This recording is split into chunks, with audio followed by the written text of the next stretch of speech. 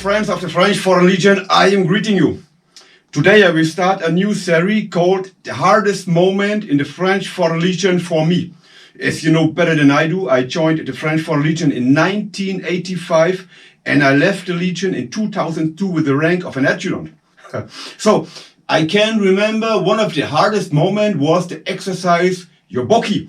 We are in 1988 and it was the first time my feet touched soil of Djibouti. So it was usual that at this time when we had an MCD stands for Mission Courte Durée, 4 months in Djibouti, the séjour or the MCD starts with an OAP. OAP is Opération Aéroportée, what means a drop out of the Transvaal with a parachute and a 3 days exercise. The exercise called Yoboki. And I remember we were in Djibouti airport to equip with a parachute, and we had about 50 degrees Celsius, what means about more than 122 degrees Fahrenheit. It was really hot, and we had a lot of luggage with us in the baggage, in the rucksack. The weight was about 35 up to 40 kilos.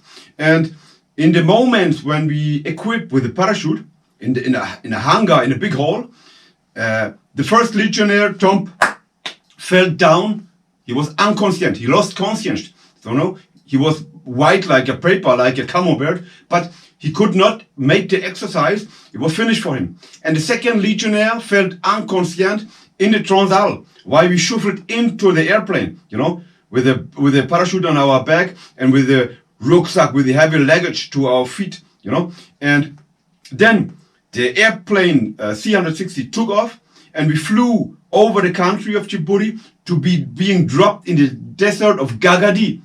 And there the heat was really hot. And unfortunately, the pilot dropped us too much on the east side of the desert. What means we had to cross the desert from east to the west until the Ethiopian border, and then we have to climb the mountains for hours. I remember very well. It was the second legionnaire in my team. I was corporal in this time, who felt unconscious. He was the carrier of the machine gun, and we had about 5 to 7 liters water in our bag, each legionnaire, and very soon we had a moment where the officer says to command us that we can only drink water by order, because we needed to apply a very strict drinking discipline, After midnight, I think it was 2 o'clock in the morning, we made the first halt, the first tactical bivouac, and it was 2 o'clock, I told you, 2 o'clock in the morning, and we still had 35 degrees Celsius. We was in a lava stone desert, up in the hill, 35 degrees, what means 95 degrees Fahrenheit, really, really hot, really hot. And then the next day, I was corporal and had a small team of 4 men. My sergeant, team leader, was Martin from the CRAP, GCP, and he ordered me to mount an observation point in the desert up to a small hill, and I gave the order to one of my snipers to join the hill and to make observation. And I saw him when he left the position. He was making snake lines, he was staggering from the right to the left, from the left to the right. He was completely exposed, completely dehydrated. Yeah. At midnight, the exercise was still running. We already had at noon, we already had 13 legionnaires being evacuated by helicopter because they had sunburn, they had dehydration maximum, finished for them.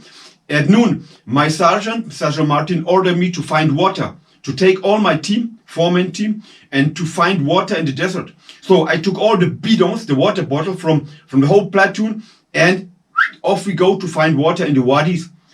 Very soon, I find a water point, but it was maybe a flaque d'eau, 3 meters, but the water was stinking because camels and dromedaries were shitting and urinating in this fucking water, And as soon as we saw the water from far, One of my teammates starts to running. He get rid of his rucksack and he starts to running. He was very thirsty and he fell down on his knees and he starts to drink the fucking bullshit stinking water.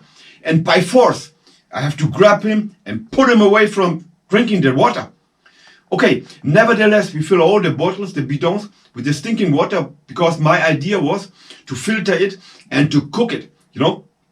It was already evening when we came back to our position and all the legionnaires on the position observation points and in the poste de combat have been like lethargic, you know, no water.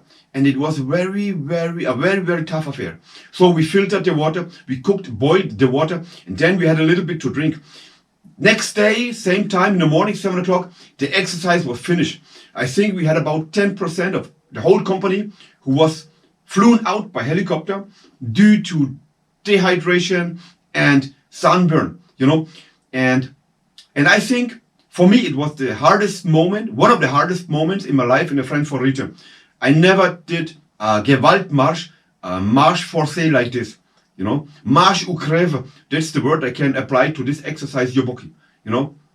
122 degrees Fahrenheit, a lot of weight to carry, no water to drink or very small part of water to drink. It was really tough. And every legionnaire of our platoon, everybody was pushed to the limit extreme. Very tough affair. So I promised you other hardest moments in my life in the French Foreign Legion. Thanks for your patience you give to me to hear what I have to tell you. Amitié, Legionnaire, yours, Thomas Gast. But Thomas Gast is not Thomas Gast when he do not sing a song about the French Foreign Legion. Today I think it's about Africa. Okay, en Afrique.